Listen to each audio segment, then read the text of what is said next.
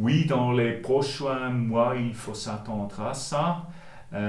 On peut s'imaginer que ça soit comme une forte vague de grippe ou peut-être même pendant les absences d'été où dans chaque office il y a une personne qui est loin du poste de travail pour 1 ou 2 semaines.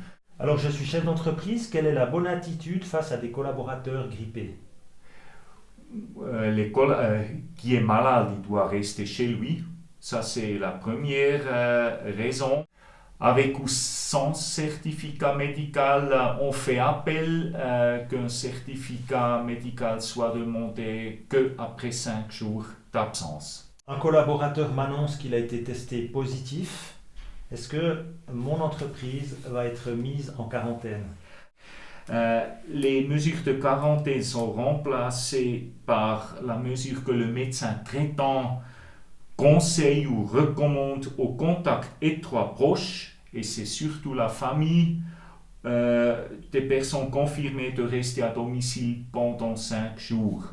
Maintenant, dans un bureau, souvent on n'est pas une distance très proche, c'est peut-être plutôt dans la cantine qu'on se rapproche un peu, mais là on peut prendre les mesures. Donc les collègues peuvent continuer de travailler. Oui.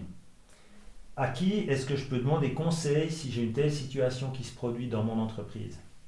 Normalement, c'est le médecin traitant des collaborateurs, si le collaborateur est d'accord, ou le médecin de référence de l'entreprise.